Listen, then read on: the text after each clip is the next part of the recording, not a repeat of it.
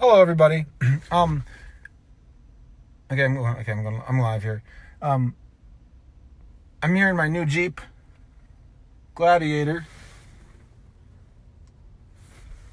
in the parking lot here where I have my hotel, and I wanna set the record. I want to tell the story and set the record straight once and for all about what happened in Norway and why I had to leave. And everything's fine. But I just want to tell the story once and for all, so everyone, so the rumors stop. Um, and and you know, we now have Tove Lo, we have Katy Perry, both doing music videos that are inspired basically by my story in one way or the other. You know, uh, so it's a pretty big deal. Me going to Norway, buying a building, starting an art gallery.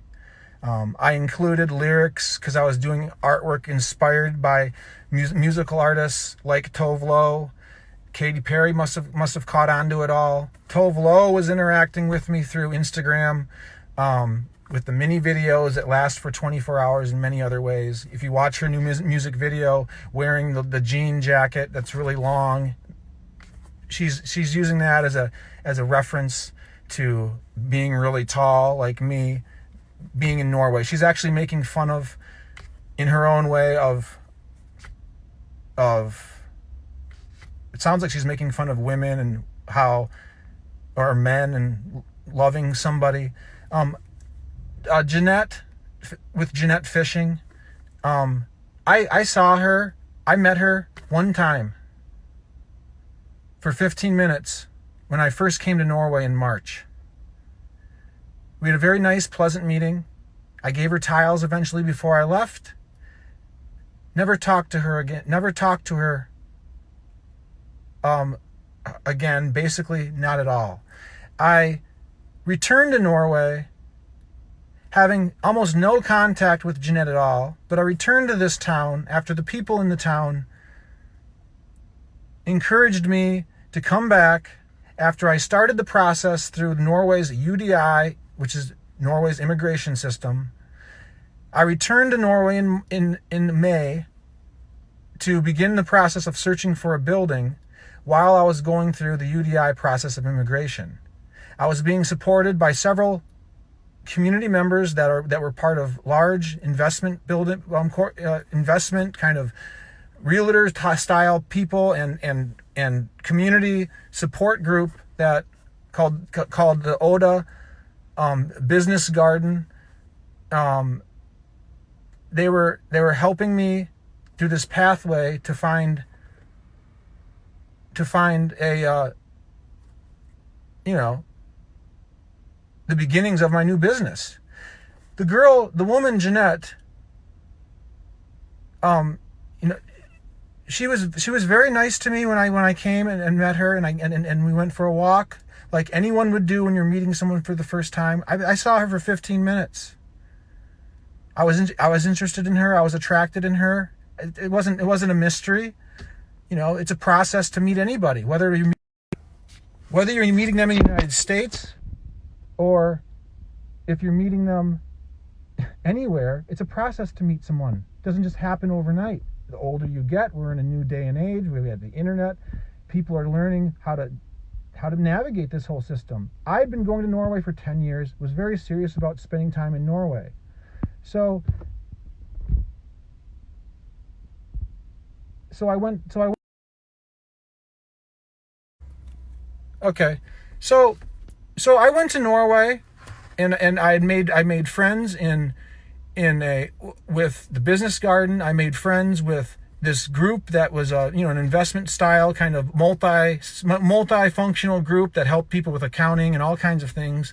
They learned about me. The whole community in many ways knew that I was there. They knew that I was interested in this girl, but like I said, it's one of these things where everyone knows that I met this girl who was fishing, and she was the one who it was all she was. I went there because I discovered this town, and the opportunity to start a business was there. I had met this girl. I was interested in her also. When we went on that first hike, she made 2 or 3 comments to me that indicated that she was interested in starting a relationship with me. She made comments about September. Because she knew I always came to Norway in September. She made comments about the glaciers in September. She made comments about her physical attributes because she wanted me to know that she had really good genes. She said she was telling me a couple of her only kind of genetic problems were that she had something to do with her eyesight or something at night or something. And I didn't ask about any of that. She volunteered that information right as we were departing. It was almost like she was wanting me to know that she's interested in me, and that she wanted me to know that, that she could have children, kind of such. Those were her little clues she gave me, because like I said, these aren't things this was like a very chance encounter. She didn't know if I was going to come to Norway or not. She didn't know if I was going to make that trip there, and I did, and I made the tiles. So again, it's not this situation like we can imagine a lot of situations being where you fall in love and you go out to eat and everything's all, how we think about it happening in the movies. This was a situation that was very, baby steps. It happened baby steps. But it was me. It was me the one that had to make the move, had to to make it happen, because she was involved with fishing and I wanted to come to Norway. So this was an opportunity that happened for me. So I went to Norway. So I went to back home, United States. I spent maybe a month back in the United States, began the process with UDI, bought my ticket. It felt like this is what the encouragement, this is where I wasn't sending letters back and forth to Jeanette at all. Like I said, I've learned to communicate with Norwegians, with many people, and it didn't require lots of messages at all. It didn't require lots of letters, lots of messages or anything. I just knew what she told me when I met her. I delivered the tiles to her. I delivered the tiles to her son. She didn't come out to she didn't come out to meet me when I gave the tiles. She told me that she was sick. She left as soon as after I met her, she left on a fishing excursion up in northern Norway. I spent the whole time in Odda learning about the community instead of leaving and doing something else after meeting her, after coming to the town for the first time. I felt like I need to stay here and learn about this community. And it seems like, like I said, this is the baby step thing. We're all getting to know me for the first time. So, but back in the United States, and I have to post about this on Facebook so that people in Norway can see what I'm doing. But then in the people in the United States, they ask all those questions that people start reading. And then the rumor mill starts growing. And the people that are out that don't want me to be successful, the people that just would rather make fun of me and find things that are wrong with what I'm doing, say that I'm a racist because I want to go back to Norway to find someone who I can relate to more with my heritage, and then people turn that into a racist thing. Especially this was happening during the Trump election. It all was bad timing for many reasons, but it was something that I had started back in 2010. I had spent years getting ready for doing this. So then a lot of people that were jerks and assholes, get onto my page and start writing things, asking stupid questions, putting pressure on people. Why don't we see you with her? All these things that were very old people who don't even understand what it's like to try to meet people on Facebook anymore, doing things that were just disruptive to my friendship. And I'm trying to communicate back and forth. Well, then some people will say, well, why didn't you make a group then that was separate? Because this was a slow process. As soon as you make a group on Facebook, you have to see everyone who's there. And then everyone's there in a big list, and people don't want to be anonymous. They want to learn about, and that's why I have an open profile. That's why you can come onto my page and look at me without being my friend, because I want an open profile. I want to be completely an open book. I want to be, complicit with everyone's wondering about who I am. And still, there's people that had to get on my page and they have to open up their big mouth and ask stupid questions. And some people don't understand and are naive to it. I am aware of that. But then some people are malicious in doing it and just don't want to see me be successful. Some people made fun of Jeanette and the color of her hair and all kinds of things. Jerks, very, very jerk kind of people. I remember all of you. And, it was really, and it's something that I had started and worked so hard to do. You can imagine, well, how did I not get so upset? It was just so typical of what to expect from people on Facebook, and the way our country has become in many ways, and how some people, it's like high school all over again, never ends. The people that are jerks in high school mostly remain jerks as they get older.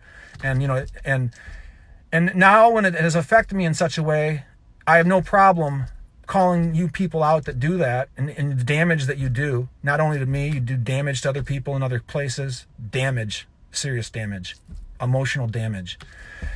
And all I was doing was good things on my page, my personal page that I chose to have open to the public because, I'm trying to meet people. I want to have a family someday. So I deliver the tiles to Jeanette's son. Jeanette didn't come out to meet me. Again, it's one of these things. They don't know who I am, if I came, a lot of guys would maybe get frustrated and mad because Jeanette didn't want to, or whoever it may have been, didn't want to go on a hike with me. Or, I came all the way from the United States and she only met me for 15 minutes. In many ways, that could be very romantic, and to build the suspense and build it and see if he comes back or not. She gave me a taste of her and what possibly what I could get. What did you think I was going to, in one hand, what should I have been given the whole plate right off the start? They'd never even met me before. See, I understood all this. That's why I kept doing it. But then you idiots, some of you people out there that don't want to be sensitive, who probably have gotten divorces and have all kinds of problems, you guys would say things that slowly eroded away what it was I was doing that was good in many ways. You skewed the truth. You laughed at me because you never even asked me why I did these things, because I couldn't talk about these things because it was a developing relationship. It was a developing friendship. And as soon as you start talking about that, it kind of damages that development. But this is the way it works now with social media. So I had to post about it, and you had to see it, but you wondered. Some of you wondered and wanted to know more and more about it. So this whole narrative kind of was created that wasn't, none of it was based on anything factual. It was all rumor mill kind of gossip bullshit. And people fuel off of that. That's what they want. They want that because they don't want what I'm working to striving for, what I've worked so hard for. So, what has led me to Norway, that's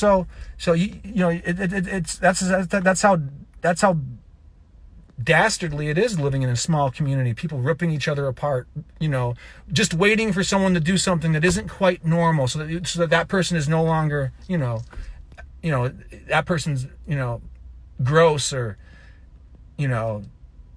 screwed up in some way. So now the politics involved with that person pushes them out of the way. That's just how it works, just to rip people down to finally, it's just nasty small town kind of political corruption. I'm talking about the United States here in my town, in many ways. So I go to Norway for the second time. The community members saw my seriousness after they knew I went there the first time. They met with me. They showed me several different options of several different buildings. The reality that this could really happen I didn't even know. This isn't something that is like played out in a rule book when you go there to buy a building. It was a very first time kind of thing. It's a very touchy-feely kind of give and take. Okay, what is this? What are my intentions? What do I want? How much money do I have? These are the things why I was posting things about how much money I had. Because if no one had any clue about how much money I had, it's a possibility of me being offered a building that was maybe a little bit more exciting, a little bit more valuable. They may not even have thought to do that because they had no clue who I was.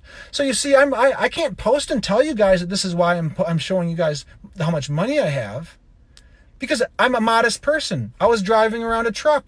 I didn't own a big fancy house. I wasn't married. I'm a 39-year-old who's single with no kids. I'm kind of a question mark. Well, what's going on with this guy? Well, I live in a small town. I've told you guys this a million times. So eventually they see the truth. Many of them see the truth in that want to sell me this building. I sit down in meeting rooms with people that had prepared, presentations showing my artwork. They had gone on my website and taken a lot of time to show me that they had looked at my work, and they were projecting it out on a screen. We sat down up in the desks. They talked about the potential of things. The woman involved in the whole situation, the person that was with the fishing, she wasn't around for any of this.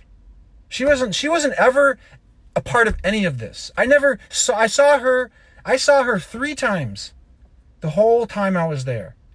In May. I saw her on May 17th and I was encouraged. I was staying at the Hardanger Hotel for a month. They never gave me one day free. They didn't have any laundry facilities offered for me, nothing. I was running around the town every single day, following up leads, preparing to buy a building, doing paperwork, driving to Bergen, getting photographs taken, writing essays about myself.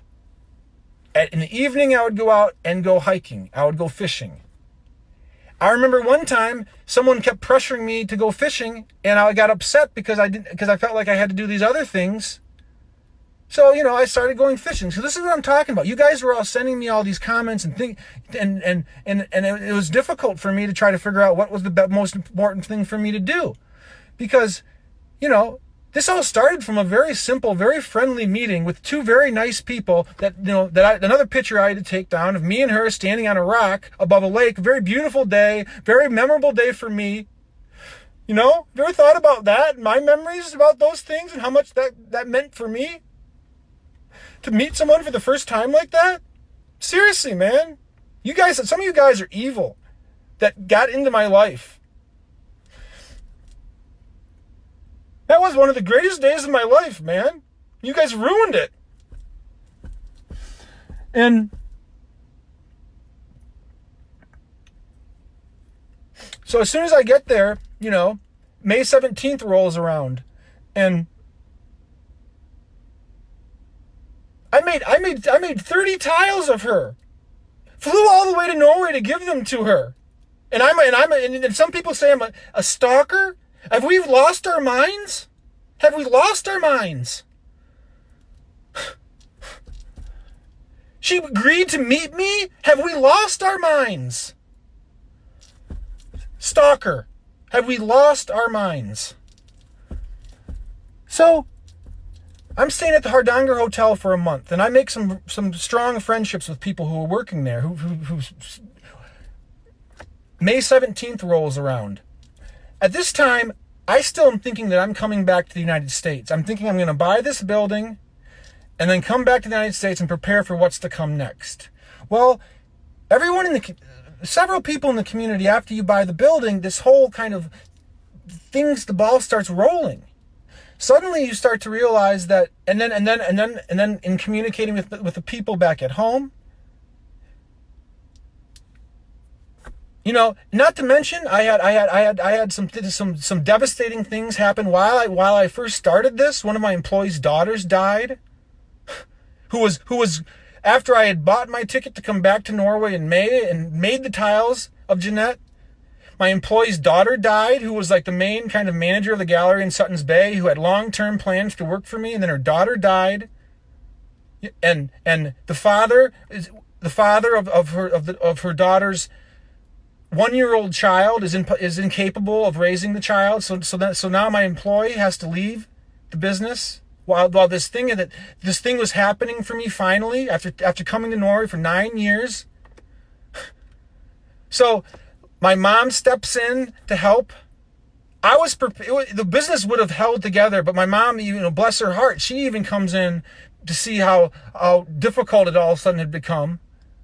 And she starts to manage things. I didn't ask her. She knew that was the best thing to do.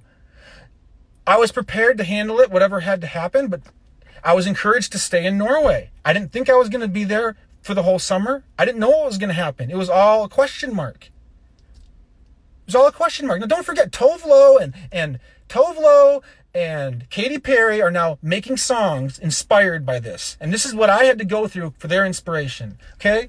So, and it's not, their stories are all inspirations in their own creative way. It's not like a story that tells me what happened to me, but it's about what happened with me. That's where they got their inspiration from. This was a huge thing that happened with me. So I end up it slowly kind of becomes apparent that I'm going to be staying in Norway the whole summer. And of course, I'm just blown away. It's so amazing. I'm hiking in the mountains. Okay. So again, let me take you back to that first meeting I had with Jeanette. She mentioned September. She mentioned her genes. She mentioned on her own. She mentioned her eyesight, some problem she had with her eyesight. What she was doing was she was telling me that she's interested in me and possibly having children, a family. She wanted me to know that she had good genes. Why else should I didn't ask her about those things. Why else should she tell me those? She's volunteered that right before we met. She hugged me goodbye. She liked my pictures while I was in Odda. She liked the pictures. She liked several pictures while I was in Odda. But I wasn't stalking her. I'm getting to that. Why weren't we dating? Why weren't we hanging out at the restaurants? Why weren't we doing all these things that you guys all wanted to see? Just, and then vocalizing it, destroying the relationship that was growing is what you were doing. You were destroying it. You destroyed it. Good job. So we weren't going out and doing things because I was there as an artist. On my own will, I came back in May. My drive, my willpower to come there and start this before September was so strong that I immediately went to the business garden in Odda. They prepared for me to come there. Now, if Jeanette, we had met 15 minutes. If maybe over this time she didn't want to have a relationship with me other than maybe just a simple friendship, if that. That's fine. I still have to figure that out. I can't just not do anything. But at the same time, this opportunity happened for me to start this business in Norway. And it's something that I had been dreaming to do, so why not do it? So Jeanette happens to be there too. Of course, I'm still interested in her. I was carving tiles of her fishing expeditions while I was there to start, doing a variety of tiles, might I add, not just about her. Lots of different things I was doing tiles about. So then imagine all the people in her town, the gossip and the rumorville, the destruction, the relationship destroyers, just like back in my hometown, do the same thing there. They start saying things to Jeanette, making her probably feel insecure of her friendship that's growing with me. Just like how people back here call people stalkers and people think it's weird when you meet people on the internet.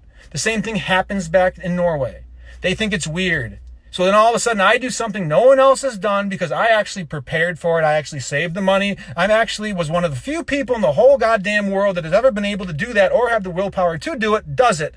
And because it's so surprising and because even though the paper in Odda did a front page story on me, and then you still have people that are jealous, that don't like me, that probably don't like Americans, that probably are closed-minded people. There's a lot of smart people in Odda. There's a lot of talented people in Odda. There's a lot of people that care about history and care about their town, and all kinds of people are in Odda, just like there are here. Well, they do the same thing there as they do here. And, they probably put pressure on Jeanette, made her feel insecure, made her feel like I was weird, made her feel like I wasn't going to get a residency. They probably were not encouraging her, not wanting to help her, not wanting to support our relationship whatsoever. I didn't see really... some people I felt like there was some support there. Many people made fun of Jeanette. When I first told some people that when I went there were several people when I first got there and was telling people how, because they wanted to know how I knew about it, and I told them it was because I met Jeanette, and a lot of them kind of went Jeanette, because I didn't even know she liked to fish up until 2 years ago. That's what some of these people would say. I didn't care about that. The girl liked to fish. She had an interesting Facebook page. She looked outgoing. There was an intelligence about her that was different than others and people's intelligences that I was attracted to. So that's what started the initial interest. That's why I went through all the effort to make 30 tiles of her and posting it on Facebook, and she was liking them, and she agreed to meet me. This was all a slow rolling process. This wasn't some fast hookup on a dating site. This was something that had taken months of planning. But it's not something that everyone in the town knows about. You guys didn't, no one in Odda knew who I was. It was a slow rolling process. No one even knew if I would show up or any of these things.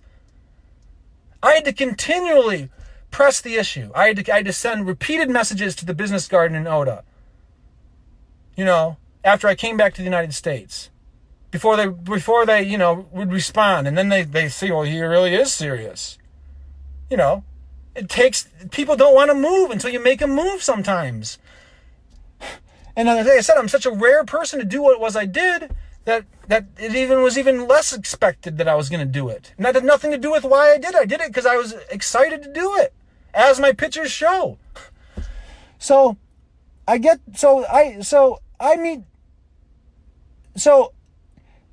once I start getting there are some people that are really friendly with me and that supported me in many ways. And for instance, May 17th comes around, which is Norway's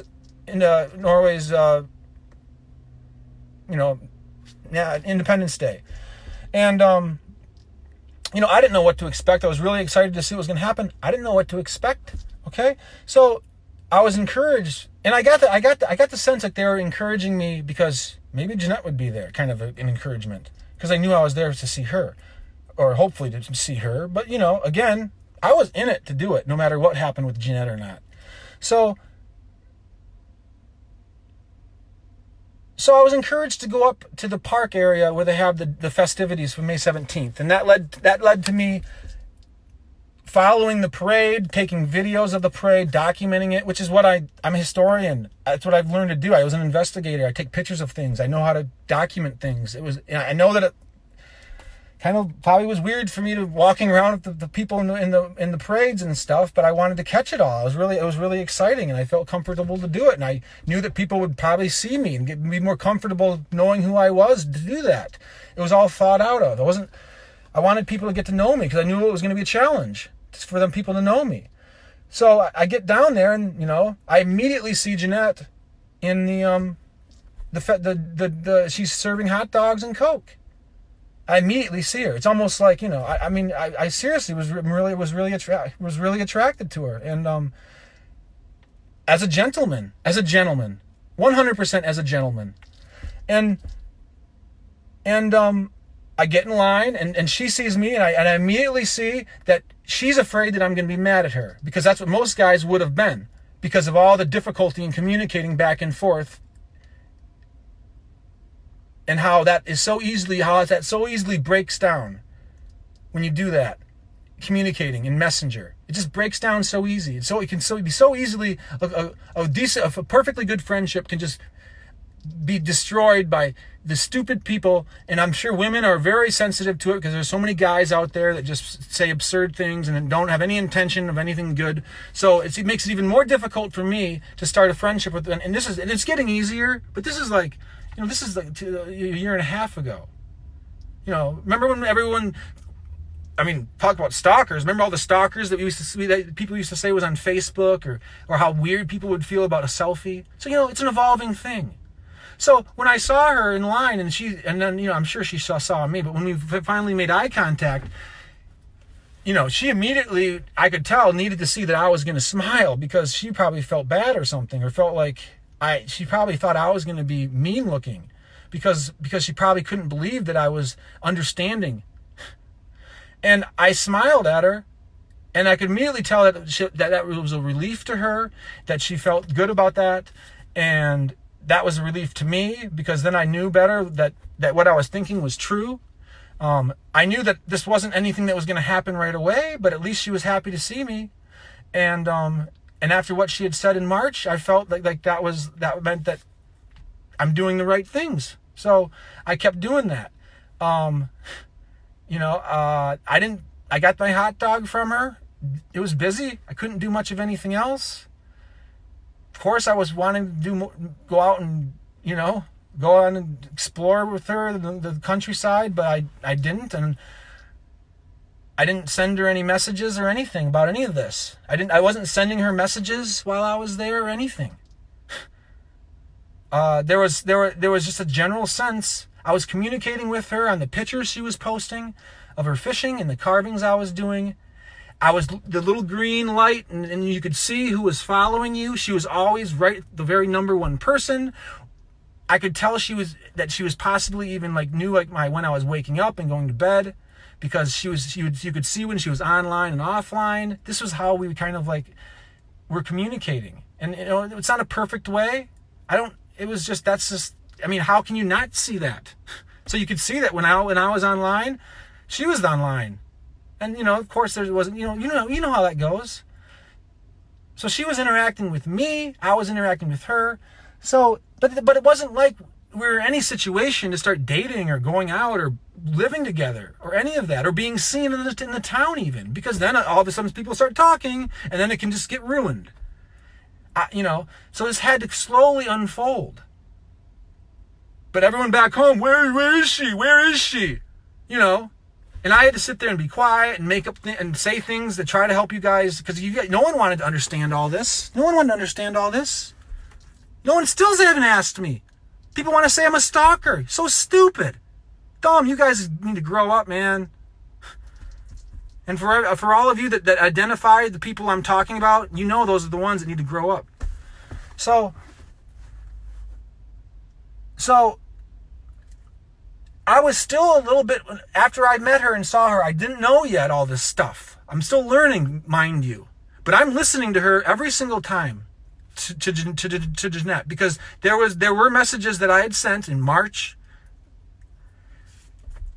and she let me know on a couple occasions, stop liking my pictures, or don't post that picture of you and I together as your profile picture. Immediately, every single time she asked me to do anything, I stopped doing it. I don't know if it's still documented in my things or not, but that's what I did.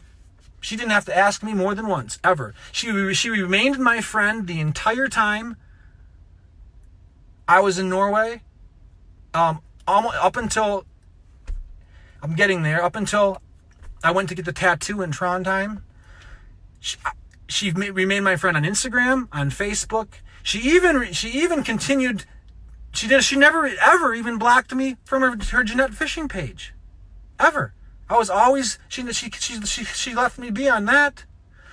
So you have to understand, with me, I'm a little bit, frustrated. Of course I want to do stuff with her. I want to start this relationship if it's supposed to happen. But I feel like I'm being tested the whole time. Everyone wants to see if I'm really serious. I'm really going to do this, and they're putting me through all the tests. Trying to, I'm not even going to begin to go and do all the tests that I was put through. Climbing mountains, wearing orange suits, unbelievable garbage. And then look at what it's got me. Some people are really... So, I'm going through all these tests. People are testing me to see how badly I really want this. I ended up buying the building, okay? So that first month of May, I'm trying to figure out this relationship that I want to have with Jeanette. It's not the end. It doesn't mean that my desire to have this building is going to stop or not. I'm still going to want my building no matter what, because I really care about Norway that much. And my passion about visiting and exploring the countryside, and this was the opportunity that happened. Nothing happened in Røros, nothing happened in Trondheim. This happened. So I took it. Why not? I was 40 years old. My employee's daughter just died unexpectedly with a child who was 1 year old. It was time to do it. I wasn't going to go back and try to rebuild and wait 2 or 3 years to get things. It was time for people to own up, and if they wanted to work for me, then they were going to make it happen. If they weren't, then I was going to take everything that I had, all my money, and just make it happen in Norway, no matter what. And what happened is what I thought would happen. They came together, they supported the business, and they made it through the summer. And now we're going on in our second summer. and they can handle it. And that's what I thought would happen. That's what happened. So again, I'm feeling out what's going on with Jeanette, and I have always been someone that writes letters. So this is back when I'm first in Odda for the first week or two. I brought a couple gifts I wanted to give her because I was thinking I was going to be going back to the United States. I was thinking I was going to be going back to the United States. And I was going to buy the building and then prepare for the next leg of this. I didn't realize it was all going to happen and continue to happen. So seeing that Jeanette had given me these feelings that she wanted me possibly to feel like she wanted a relationship with me, that in that first meeting we had in March, I was prepared to leave her with some little special gifts that were supposed to be meant for kind of keepsakes to remind her of me in the event that I was going to have to leave after I bought the building. I bought her a tile of a seahorse. I bought a few things while I was in town that I wanted her to have. I gave her my t-shirt that I had worn on my hike to Trolltunga, that she had told me, she had sent me a text message telling me that she's so proud of me as soon as I got done with the hike. So I sent her the t-shirt that had been all sweaty. You know, there's many songs in Taylor Swift's music where she talks about getting, clothing from her, men and she's attracted to that, and how that's sexy to get someone's clothing. I've had girls send me their clothing before. So I'm trying to think of ways of keeping the friendship alive, keeping her attracted to me in this very difficult, time-consuming process of getting this business started that I'm learning about while I'm there. So I start out thinking I'm going to write her letters. And I wasn't and in the past, I've had people tell me that you can't expect anything back. You can't expect anyone to write letters back. And it's and some people like letters and some people don't. Again, I'm trying everything possible to make this happen because this is what I want to do. And she gave me every reason to believe that she was interested. So I started writing letters. For about a week, I wrote letters once a day. And I wrote half the letter in Norwegian. I wrote because I wanted to show her I was practicing Norwegian. Again, she's still getting to know about me. I wanted her to see my intentions. The letters were all kind of about what I did that day, what I'm thinking about in terms of coming there, my excitement. They're all positive, nothing sexual, hardly anything. A couple times there was some kind of flirting, kind of like dreaming about kissing in Norwegian. Simply that was it. I don't even know if I included anything like that, but I wanted to show her that I had kind of a exciting side when it came to, that part. But there was nothing explicit ever, nothing even close to that. It was all friendship. It was for her to get to know about me. And I sent a little gift. I sent her a little teeny Lego box that I bought. I sent her a book to write with, possibly a notebook. And I know that I wasn't, of course, these letters would either end or they would start something new. And I knew they would end somehow, like possibly she would write me back. Maybe she would send the packages back to me to the hotel. Then I would get the clue. None of that ever happened. She went on fishing trips all over the place while I was there during this. But in Norway, you can see at the post office the packages because they come into the grocery stores. So then I noticed that the packages weren't being picked up at one of the grocery stores. And, everyone's telling me, they usually come and get them another time, but they never were picked up. And then they get sent back to Bergen. Instead of going from the grocery store to my house 2 blocks away, they get sent back to Bergen, and then it takes like 3 weeks for them to come back to me.